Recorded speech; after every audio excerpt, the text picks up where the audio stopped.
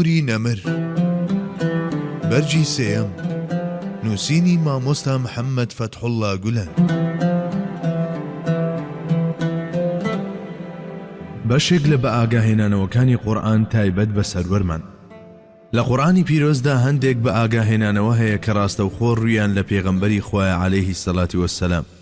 ئەم بە ئاگاهێنانەوانە لە ڕواڵەت داوا دەردەکەون کە سازگاری معسوومیەت و بێگوناهی ئەو سەروەرە بشێوێنن. دووریش نییە هەندێک کە زوابیر بکەنەوە و بڵێن باشە ئەگەر هەڵەیەک لە ئارادا نەبێ ئیتر چ پێویست بە ئاگادارکردنەوە دەکات. ئەمە لە کاتێکدا وەک چەندین جاری تریش دووپاتمان کردوێتەوە ئەم ئاگادارکردنەوەانە هەرگیز دەرەنجامی گوناه و هەڵە نەبوون، بەڵکو لەوانەیە پێغەمبەری خوا لە هەندێک لە ئیجتیهادەکانیدا لە کاتێکدا جوانترین و چاکترین وەستا بێت ئەو چوو بێت جوان و چاکی هەڵبژاردبێت.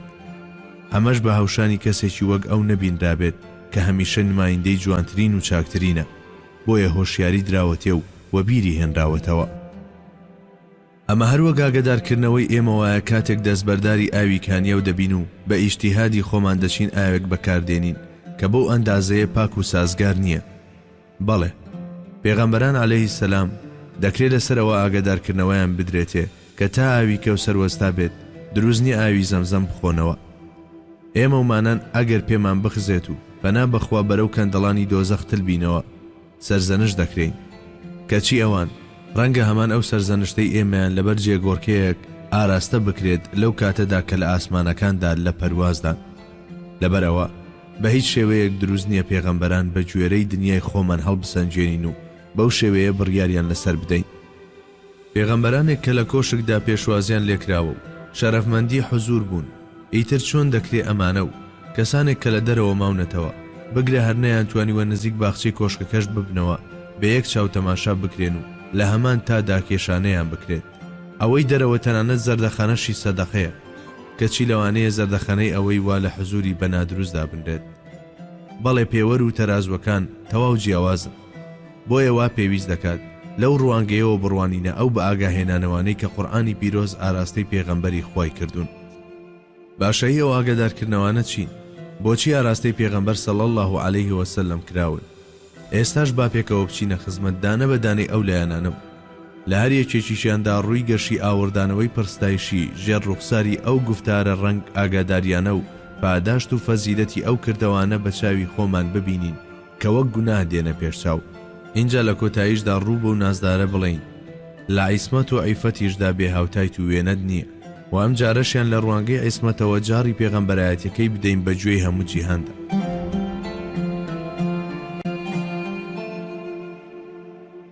ئاگادارکردنەوەکانی قورئان و ڕازی پشتپەردە. دیلەکانی بەدر. ئەم ئاەتەی کە بە بۆنەی دیلەکانی جەنگی بەدرەوە دابەزیوە وەک ئاگادارکردنەوەیەک دەردەکەوێت بۆ پێغەمبەری خوا صلی الله علیه وسلم.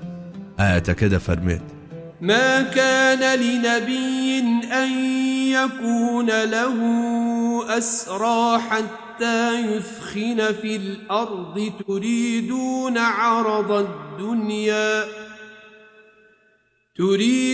عرض الدنيا والله يريد الآخرة والله عزيز حكيم.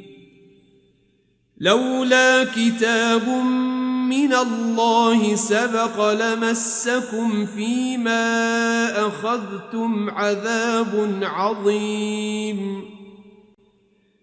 فكلوا مما غنمتم حلالا طيبا واتقوا الله إن الله غفور رحيم. بۆ هیچ پێغەمبەرێک نەبووە دیلی هەبێت تا ئەو کاتەی بە تەواوی پایدار و جێگیر دەبێت لە زەویدا. ئێوە ئەی ئیمانداران بەدەستدانە کۆکردنەوەی غەنیمەت بەر لەوەی پشتی دوژمن بشکێن و دەستگیرکردنی دیل لە پێناو فیدیەدا ماڵ و شمەکی کاتی دنیاتان دەوێت. لە کاتێکدا خوای گەورە دەیەوێت ئاخیرەت بەدەست بهێنن کە هەتا هەتاییە بۆتان. خوای گەورە و عەزیز باڵادەستە بەسەر هەموو شتێکدا و حەکیمە، خاوەنی دانستی ڕەهایە لە هەموو حکم و کاروبارە ڕەبانیەکانیدا. و ئەگەر پێشتر لەلایەن خوای گەورەوە حکمێک نەدرابایە ئەوا لەسەر ئەو شتانەی وەرتان گرتن بێ هیچ گومانێک سزایەکی گەورەتان بەردەکەوت. بەڵام لەبەر ئەوەی حکمێکی وا دراوە کەوا بوو بخۆن لەو شتانەی دەستان کەوتووە بە چاکی و بە حەڵاڵی لەخوا بترسن بەڕاستی ئەو خوایە لێخۆش بوو میهرەبانە. پێغەمبەر نابێت دیلی هەبێت. پێغەمبەرانی پێشوش نەیان بووە. جامادەم خاوەن دیل نەبووە دەیکەواتە چی لەو دیلانە بکردایە؟ هەتا ئەو کاتەی پێغەمبەر پێی لە زەوی جێگیر دەکرد و لەسەر پێی خۆی ڕادەوەستا و بێ کۆمەچی و پشتیوانی کەس لە ڕووی بیر و بانگەوازەوە خۆی دەسەلماند و گوزارشتی لە خۆی دەکرد نەدەبوو کارێکی وا بکات. واتە با لە بەرامبەر فیدیەشدا بووایە نەدەبوو دیلەکانی ئازاد بکردایە بەڵکو دەتوانرا ئەمە بکرێتە هۆکارێک بۆ هەستانەوەی مسلمانان و خێراکردنی گەشتنیان بە پێگەی شایستە لە نێو هاوسەنگیەکاندا و ڕێخۆشکردنێک بۆ بوونە هێزێکی کارەی ناوچەکە. جاخۆخواستی سروشتە ناوازەکەی تۆش هەر بەم ئاراستەیە بوو چونکە تاقە خولیا و سەوداسەری تۆ لەم دنیایەدا بەرپاکردنی دین و دینداری بوو. هەستوبیری هاوڵانی شت هەر ئەمەیە. بەڵێ ڕەفتارێک لە ئارادایە قسە لەسەر ئەوەیە کە دەکرا ئەم ڕەفتارە باشتریش ببێت. واتە ئەگەر ئەو کارەی ئێوە پێی هەستان حەسەنە واتە باش بێت ئەوە بزانە کە ئەحسەن واتە باشتری شەیە دەیخوای گەورەش جەلە جەلال و ئەوەی دەوێت. خۆ ئەگەر نووسراوێکی پێشینەیان حکمێک سەبارەت بەوەی کە سەرزەنشتان ناکەم یاخود چەسپاندنێکی قەدەری تایبەت بەوەی کە لەسەر ئەو کردەوەیان سزایان نادەم نەبوایە ئەوە لەوانە بوو سزایەک بەرۆشی بگرتنایە. بەڵام لەبەر نەبوونی وەها نووسرا و حکم و چەسپاندنێک ئیدی شتێک لە گۆڕێدانیە ناوی سزا بێت. بە تێکشکاندنی دوژمن لە بەدردا پێغەمبەری خوا صلی الله علیه وسلم ئاوێکی فێنچی کرد بەسەر دڵ و دەرونی باوەڕداراندا. ئەمە وەک بڵێ بەس بوو بۆ کوژاندنەوەی ئەو ئاگرە 15 ساڵیەی کە گڕی لە ناخیان بەردا بوو چونکە لە ماوەی ئەو 15 ساڵەدا ستەم و ئازار و تاڵیەک نەما بەدەست بێ باوەڕانەوە نەیچێژن.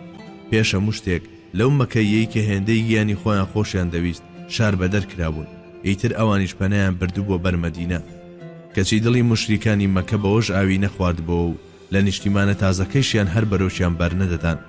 لەو لاشەوە باوەڕداران دانیان بە خۆیان دادەگرت و بەرپەرچیان نەدەدانەوە هەتاوەکو جەنگی بەدریش بێ باوەڕان هەرچێکیان بەرامبەر مسلمانان بکردایە قەدەغە بوو مسلمانان بەرپەرچی کرداریان بدەنەوە. بەرامبەر گوێن فرۆش و شەڕوروژێن گەرەکە دەست و زوبانێ نەبزوێن بەرامبەر دڵڕەنجێن و هەزڕوشێن گەرەکە سینەیە صاف و بژوێن. ئەمەیان کرد بۆ دروشمیان و لە چوارچەوەی ئەم پێوەرەدا هەڵسو کەوتیان دەکرد. دەی ئیتر وا ئێستا خوای باڵادەست مۆڵەتی داون مسلمانانیش دەیانتوانی لەمە و دووە بەهێز وەڵامیان بدەنەوە هەر هیچ نەبێ دەیانتوانی بەرگری لە خۆیان بکەن. بەدر یەکەم ڕوبەڕووبوونەوە بوو لەم جەنگەدا مسلمانان سەرکەوتنیان بەدەستێنا و چەندین جەنگاوەریشیان لە دوژمن بەدیر کرد. لە هەمان کاتدا ئەمە یەکەم جار بوو کە ڕووداوێکی لەو جۆرە ڕووبدا. بۆیە بەوێنەی سەرجەم ئەو بابەتانەی کە وەحی ڕوونکردنەوەی لەبارەیانەوە نەدابوو پێغەمبەری خوا صلی الله علیه وسلم لەسەر نەریتی خۆی سەبارەت بەم بابەتە ڕاوێژی بە هاوڵانی کرد. بڕیاری ڕاوێژیشی دیاری دەکرد چی لە دیلەکان بکرێت.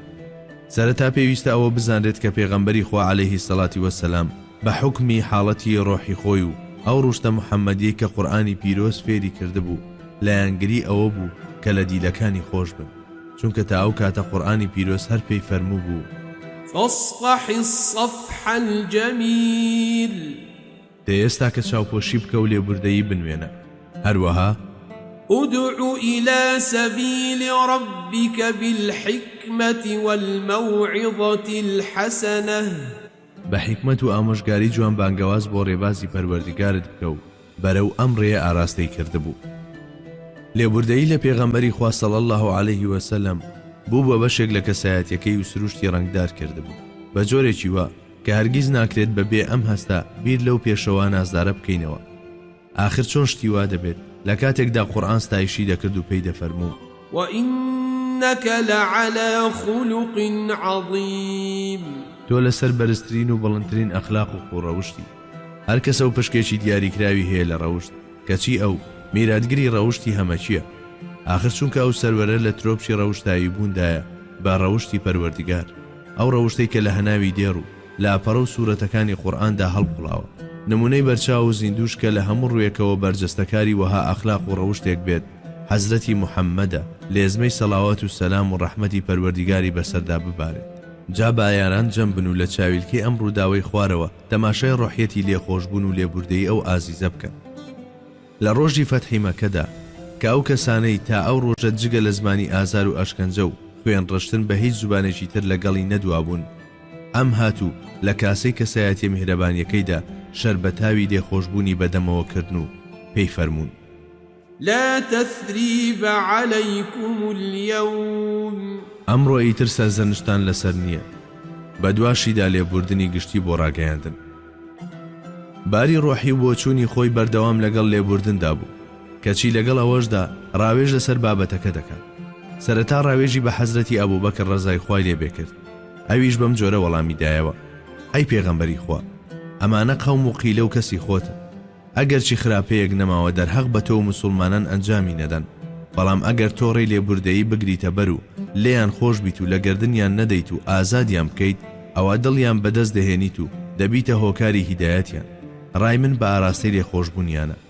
ئەمجار پێغەمبەری خوا ڕاوێژ بە حەزرەتی عومەر ڕەزای خوای لێبێ دەکات ئەویش ئەم وەڵامەی دەداتەوە ئەی پێغەمبەری خوا ئەو دیلانە ئێستا لە بەردەستماندان لە گەورە پیاوان و سەرانی مەکەن ئەگەر ئەمانە بکوژین ئەوە جارێکی تر کوفر ناتوانێت پشتی ڕاست بکاتەوە و بەرامبەرمان بوەستێتەوە بۆیە وا دەبینم کە پێویستە بکوژرێن تەنانەت هەر موسڵمانە و خزم و نزیکێکی خۆی بدەرێ با ئەو خۆی بیکوژێت ئەوە عەقیل با عەلی ڕەزای خوای لێبێ بیکوژێ ئەوە عەبدوڕەحمان با ئەبوو بەکری باوکی ڕەزای خوای لێبێ بیکوژێ فڵانە کەسیش بدەن بە من خزمی خۆمە و خۆم دەیکوژم بیر و بۆچوونەکان ڕوونبوونەوە سدیق لە یانگری ئازادکردنی دیلەکان و فاڕوقیش لە یانگری کوشتنیان بوو بۆیە پێغەمبەری خوا صلی الله عليه وسلم سەرەتا ڕوو دەکاتە حەزرەتی ئەبوبەکر و پاشانیش حەزرەتی عومەر اینجا دەفەرمێت وإن مثلك يا أبا بكر كمثل إبراهيم عليه السلام قال فمن تبعني فإنه مني ومن عصاني فإنك غفور رحيم ومثلك يا أبا بكر كمثل عيسى عليه السلام قال إن تعذبهم فإنهم عبادك وإن تغفر لهم فإنك أنت العزيز الحكيم أي أبو بكر تۆڕێک لە باوە گەورەم حەزرەتی ئیبراهیم عليه السلام دەچی ئەوە بوو گەلەکەی هەموو خراپەیەکیان بەرامبەر کرد تەنانەت خستیشیانە ناو ئاگرەوە کەچی ئەو دەستەکانی بەرز کردبووە و کەوتبووە پاڕانەوە و دەیفەرموو فمن تبعني فإنه مني ومن عصاني فإنك غفور رحيم پەروەردیگارە هەرچێ شوێن من بکەوێت و گوێڕایاڵیم بکە ئەوە لە منە هەرچێش لەم یاخی بێت و ڕوون لێوەرجێڕێت ئەوە من چی بڵێم هەر خۆت غەفور و ڕەحیمی هەروەها تۆ لە عیسا عەلەیهی سەلامیش دەچیت ئەوە بۆ گەلەکەی هەموو جۆرە ئازار و ناڕەحەتێکیان پێڕەوا بینی کەچی ئەو دوعای دەکرد و دەیفەرموو إن تعذبهم فإنهم عبادك وإن تغفر لهم فإنك أنت العزيز الحكيم پەروەردیگارە گەر سزایان بدەیت ئەوە بەڕاستی ئەوان بەندەی خۆتن خۆ ئەگەر لێشیان خۆش بیت ئەوە بەڕاستی هەر خۆت خۆیاکی باڵا دەست و خاوەندانستی ڕەهایی ڕۆژێکیان پێغەمبەری خوا عەلەیهی سەڵاتی وەسەلام هەمانە و قسانەی دووبارە دەکردەوە و دەیفەرموو لەسەر حەوز دەبینم کۆمەڵە خەڵکانێک کە بەرەو ئەوێ دێن وەک چۆن وشتران لە ئاو خواردنەوە دەکرێن و وە دەردەنرێن ئاوا ئەوانیش وە دەردەنرێن منیش دەڵێم هاوەڵانم هاوەڵانم و لە خودا دەپاڕێمەوە ئەو کات پێم دەوترێت تۆ نازانی ئەمانە پاش تۆ چیان کردووە ئیتر منیش چی بڵێم وەک بەندەی ساڵح عیسا عەلەیهی سەلام دەڵێم ئەگەر سزایان بدەیت ئەوە بەڕاستی ئەوان بەندەی خۆتن خۆ ئەگەر لێشیان خۆش بی ئەوە بەڕاستی هەر خۆت غەفور و ڕەحیمی حەزرەتی ئەبوبەکر یەکەمین شاگردی پێغەمبەری خوایە بیر و ڕاو پێکاتێ ڕێک وەکو پێغەمبەری خوایە ئەم لە یەکچوونە ئەوەندە ڕوون و ئاشکرایە ئەوە تا لە بڕیارەکانیشیدا هەستی پێدەکرێت پاشان پێغەمبەری خوا ڕوو دەکاتە حەزرەتی عومەر و بەدوو پێغەمبەرە ئەول و لە عەزەمەکەی تری دەچوێنێ وإن مثلك يا عمر كمثل نوح قال رب لا تذر على الأرض من الكافرين ديارا أي عمر توشوكو نوح عليه السلام وايد كفرمو بوي رب لا تذر على الأرض من الكافرين ديارا پەروەردیگارە هیچ کەس لە بێ باوەڕان لەسەر زەویدا مەهێڵە. لە هەمان کاتدا لە موسا عەلەیهی سەلامیش دەچی، ئەوە بوو ئەویش فەرموو بووی: ربنا اطمس على أموالهم واشدد على قلوبهم فلا يؤمنوا حتى يروا العذاب الأليم. پەروەردیگارە، سەروەت و سامانی فیرعەون و دار و دەستەکەی تەفروت و نابکە و کوێری بکەرەوە، دڵیان بکوشە، چونکە ئەوان تاوەکو سزای بە ئێش و ئازار نەبینن، ئیمان ناهێنن. جێباسە ئەم دوو پێغەمبەرە هەردووچیان لە بەرامبەر چەندین ئازار و ئەشکەنجەی هۆز و نەتەوەی و دوژمنانی تری خوددا تا توانی بویان ئارامیان گرتبوو. بەڵام کاتێک بۆیان دەرکەوت بوو کەوا سەرسەختی و ملنەدانیان ڕۆژ بە ڕۆژ پتر دەبێ و سنوورێک بۆ چەوساندنەوە و زوڵم و زۆریان نییە، ئیتر ئەوانیش بەو شێوازەی کە لە ئاەتەکەدا هاتووە کەوتبوو نەپاڕانەوە لە خوای گەورە. ئەو دوو نوێنەرە مەزنەی کە هەوێنیان لەگەڵ سروە جەلالیەکاندا شێلرا بوو بۆ دوو دەستەی سەرگەردانی وا ڕەوانەکرابوون کە شایستەی تەجەلی جەلالی بوون، ئەگەر بەو نیازە دوعایان کردبێ کە خوای گەورە باوکانی کوفر کە جگە لە زیان بۆ زیندوان و مردووان کەڵکی دیان نەمابوو لەناو بەرێت و بێ باوکە کوفر زەدە جێماوەکانی پاشخۆشیان لە سایی چاودێری دینی خوادا پێبگەێنن، هاواکارێکی گەلێک خێردارتریان کردووە. هەر بۆیە وەک جێبەجێکردنێک بۆ ئەو بڕیاری قەهرە کە هەر لە ئەزەلدا فەرموو بووی خوای گەورە لە لایەزالدا بە دوعا و خواستی پێغەمبەرێک ئەو مردوانەی لەناو برد کە لە ڕێی تەقدیر و شایستەبوونەوە لە ناوی دەبردن. لە کۆتاییدا پێغەمبەری خوا عەلەیهی سەڵاتی وەسەلام بە نەرمونیانی و لێبوردەیی خۆی کە لە سروشتی ڕەفتار و کانگەی ڕەوشتە بەرزەکەیەوە سەرچاوەی گرتبوو بڕیاریدا. ئەمە لە هەمان کات داواتەی بڕیاردان بوو بە ئاراستەی بۆچوونەکەی حەزرەتی ئەبوبەکر. ئەوە بڕیار دراکە بانەیان کوژین، سابەڵک و ئیسلام بناسن و بە ژیانی ڕاستەقینە شاد بن. ئێستاش با پاشماوەی بەسەر هاتەکە لە حەزرەتی عومەرەوە ببیستین. لە کۆتاییدا بڕیاردرا ئەوە بوو من بە ئیشەگەوم جێهێشت. ڕۆژی دواتر کە چوومەوە چی ببینم؟ دەبینم پێغەمبەری خوا و ئەبوبەکر بە کۆڵ دەگرین. خۆم پێ نەگیرا و پرسییم لەبەر چی دەگرین؟ لەوەدا نەبوو وەڵامم بدەنەوە، تا دەهات زیاتر دەگریان. منیش پێداگریم کردووتم ئاخر ئەگەر شتێکەیە با منیش لەگەڵتان بگریم. ئەوجا ئاەتی 67 و 68 و 69 سوورەتی ئەلئەنفالیان بۆ خوێنمەوە. جاییترەوە ئاەتە بە ئاگاهێنەرەوانەی کە وەک گلەیی و سەرزەنش دەبیندان بەم بۆنەیەوە دابەزی بوون. لە ڕاستیدا خوای گەورە توانست و بەهرەی ئیجتیهاد کردنی پێبەخشی بوون. ئەویش لەلایەن خۆیەوە ئیجتیهادی کردبوو، جوان و چاچی پێکابوو. بەڵام خوای میهرەبان جوان و چاچی بەشیاوی ئەو جوانترین و چاکترین بەندەی خۆی نەدەبینی و وەک بڵێ پێی دەفەرموو ئەوەی شایان و شیاوی تۆ بوو بەدەستێنانی جوانترین و چاکترین بوو. جا لەبەر ئەوەی دڵی چوو بوو بەلای جوان و چاکدا نەک جوانترین و چاکترین، بۆیە پەروەردیگاری هۆشیاری دەدایە. دەنا شتێک نەبوو ناوی هەڵەیان گوناه بێت، چونکە پێغەمبەر صلی الله علیه وسلم بەردەوام بە نێوان جوان و چاکەکاندا داهات و دەچوو. بەڵێ سەرەتا پێویستە ئاوا لە مەسەلەکە تێبگەین، ئەو جا دواتر سەرنجی شێوازی دەربڕینی ناو ئاەتەکە بدەین تاوەکو بۆ مانڕوون ببێتەوە کە دەربڕینەکان چەندە دەم بەخەندە و شیرن گفتار و نەرمونیان لە بەرامبەر ئەو نازدارەدا. ئەمەش پەیامی ئاگاداریە نەرمونیانەکەیە. لولا كتاب من الله سبق لمسكم فيما أخذتم عذاب عظيم. ئەگەر لە تۆمارێکی قەدەری داوەها بەڕێوەچوونی ئەم کارە و سوودوەرگرتنی ئێوە لەو غەنیمەتانەی بەدەستی دێنن نەنووسرایە، ئەوە سزایەکی سەخت بەرۆشی دەگرتن. لە زمانی عەرەبیدا دەستەواژەی لەولا بەواتای ئیمتیناع الشەیء لوجودی غەیرهی، نەبوونی شتێک بەهۆی بوونی شتێکی ترەوە دێت. پێویستە لێرەدا بەوردی سەرنج لەواتەی ئاەتەکە بدەیت. مەبەست لە ئەگەر نووسراوێکی پێشینە نەبووە ئەوەیە کە لە ئەزەلدا ئەم حوکمە دراوە، بە گوێرەی ئەم حوکمە غەنیمەت بەدەست دەهێنن و سوودیشی لێوەردەگرن. ئەمە ئەوە دەگەێنێ کە وەها حوکمێک کە لە ئەزەلدا بڕیاری لەسەر دراوە لە لایەزالدا بوونێکی دەرەچی وجودی خارجی کراوە بەبەردا و هاتووەتە بوونەوە. کەوابێ خوای گەورە جەلە جەلال و غەنیمەت و دیلەکانی دیلیش بە غەنیمەت دادەنرێت، لە پاش ئەو ئیجتیهادەش حەرام نەدەکرد، بەڵام هەموو شتەکان لەسەر هێڵی تاقیکردنەوەیەک ڕێیان دەکرد، وەک لە مەسەلەکەی حەزرەتی ئادەمدا ڕوویدا. ڕووداوێک کە پاشتر ڕووی دەدا بەر لە وەختی خۆی هێنرا بۆ پێش و بەڕەچاوکردنی ئەو وەرزە لە بری باشترین باش ئەنجام درابوو، واتە دوا بەدوای جەنگی بەدر ئەمە خۆی هەروە دەبوو. پێم وایە حوکمی ناو ئەم ئاەتەش پاڵپشتی ئەم بۆچوونە دەکات. فإذا لقيتم الذين كفروا فضرب الرقاب حتى إذا أثخنتموهم فشدوا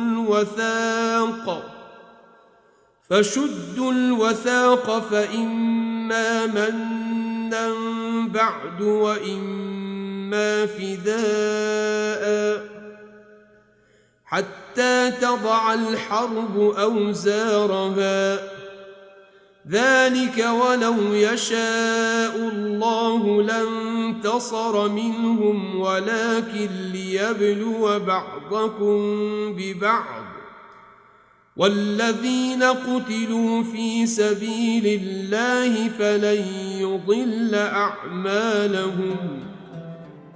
کاتێک ڕوبەڕووی کافران دەبنەوە لە جەنگدا بێنە دەست لێیان و لە گردنیان بدەن جاکە لە کۆتاییدا سەرکەوتن بە سەریاندا بەدیل بیانگرن کاتێکیش جەنگ تەواو دەبێت یان بێ بەرامبەر و هەروە یاخود لە بەرامبەر فیدیەدا ئازادیان بکەن خۆ ئەگەر خوای گەورە بیویستایە ئەوا دەیتوانی بە جۆرێکی دیکەش تۆڵەیان لێ بکاتەوە جاکە ئەمە وایە لەبەر ئەوەیە کە هەندێکتان بە هەندێکی ترتان تاقی بکاتەوە خوای گەورە هەرگیز پاداشتی هەوڵ و کۆششی ئەوانە بەزایە نادا کە لە پێناو خوادا کوژراون. هەر دەڵێی سەروەرمان لەو ساتە وەختەدا هەستی بەو حکمە کردووە کە خوای گەورە جەل لە جەلالە و دواتر پێی ڕادەگەیاند بەڵام لەبەر ئەوەی ڕاگەیاندنی ئەم حکمە دواتر بوو بۆیە پێشخستن و هێنانە پێشی کارێکی باش و چاوەڕێکردنیشی باشترین بوو. لەلایەکی ترەوە کاتێک سەروەرمان باسی ئەو پێنجتەمان بۆ دەکات کە نەدراون بە هیچ کەسێکی دیکە و تەنها تایبەت بەخۆی کراون باز لە حەڵالکردنی غەنیمەتیش دەکات ئەو غەنیمەتەی کە تا جەنگی بەدر حەڵال نەبوو بۆ پێغەمبەرانی پێشوویش بە حەڵالدا نەدەنرا ئەو ڕۆژە بۆ مسلمانان دەبوو بە حەڵال جاییتر ڕێک لە عەرەفەی ئەم کارەدا ئاگدارکردنەوەیەکی وا هات بۆ پێغەمبەرمان کە لە ڕووکەشدا وەک سەرزەنشت و گلەیی دەردەکەوت لە پاڵ ئەم لایەنەدا لایەنێکی تریش کە جێی تێڕامانە هاتنی حکمەکەیە لەسەر شێوەی ئیجتیهادەکەی پێغەمبەری خوا صلی الله عليه وسلم لە بڕیارێکی وادا کە چ پێکان و چ نەپێکانیشی هەر خێرە و خولگەی پاداشتا خۆ نەدەکرا پێغەمبەری خوا کە بە ڕەوشتی خوایی پێگەیشتە بوو ڕاستە و خۆ لەلایەن خوای گەورە و خۆیەوە پەروەردەکرا بوو بە جۆرێکی تر بڕیار بدات بەڵێ نەدەکرا ئاخر چونکە میری ڕەوشتی گشتی ئەو هەمیشە ئەو خاڵەی پیشان دەدا کە ئیجتیهادی تێدا کردووە جاییتر ئەوە بوو ئەو حکمەش کە دواتر هات هەر لەسەر شێوەی ئیجتیهادەکەی ئەو هات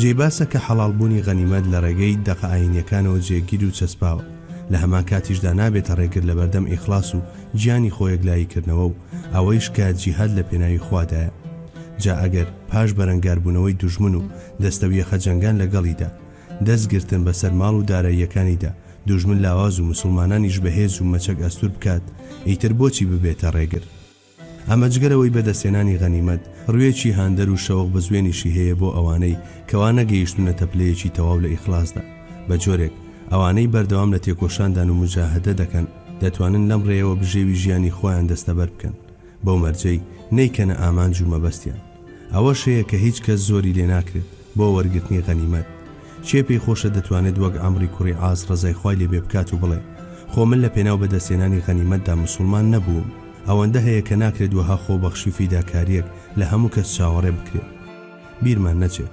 فیداکاری داوا ناکرێت بەڵکو ئەنجام دەدرێت لەگەڵ دانانی خاڵی کۆتایی ئەم باسەدا پێم خۆشە جارێکی تر لایەنێکتان وە بیر بێنمەوە کە لە بابەتی دەستبردنی حەزرەتی ئادەم عەلەیهی سەلام بۆ میوە قەدەغەکراوەکەدا عەرزم کردبوو چۆن خوای گەورە لە ڕێی ئەو میوە قەدەغەکراوەی کە دواتر هەر موباحی دەکرد حەزرەتی ئادەمی تاقی کردەوە وای بۆ دەچم کە لەم بابەتی غەنیمەتەشدا هەمان شت لە ئارادا بێ ئەو غەنیمەتەی کە لە داهاتوودا موباح دەبوو ڕاستەوخۆ دوای جەنگی بەدر بوو بە هۆکاری تاقیکردنەوە اینجا دواتر حکمە سەرچیەکانی تایبەت بەم بابەتە ڕاگەیەندان دیسان لێرەشدا شتێک نییە ناوی گوناه بێت چونکە هەر هەنگاوێک کەنراوە هەر کارێک کە کراوە لە بنەڕەتدا پڕ بە پێستی حکمەکە بووە تەنها ئەوەندە هەیە کە سەرنج بۆ لای ئەو حەزەی نێو سروشتی مرۆڤ ڕاکێشراوە کە بۆ ماڵی دنیا هەیەتی و داوا کراوە دەرفەتی نەدرێ پێی لێ ڕابچێشێت و لە سنووری خۆی دەربچێت بێگومان ئەم وانە و بە ئاگاهێنانەوەیە ڕووی لە تەواوی مسلمانانە کاتێکیش دەینە سەرباسی پێغەمبەری خوا صلی الله عليه وسلم ئەوان نە لە پێش ئەو نە لە پاش ئەوەش تۆسقاڵێک مەیلی بەلای دنیادا نەبووە ئاگادارکردنەوەکە لە کەسایەتی پێغەمبەری خوادا کە مەیلی دنیای تێدا نییە ئاراستەی هەموو لایە کراوە تاوەکو هەم پەندی لێوەربگرن هەم دڵیشیان نەڕەنجێت. دوجار دەشتوانی لێرەدا چەندین ئاماژە و سەرەداوی گرنگ بەدەست بهێنین سەبارەت بەڕادەی ئەو هەستیاریەی کە لە شێوازی پەروەردەی ئیلاهیدا بەرامبەر بەدوێنرا و دەنوێنرێت.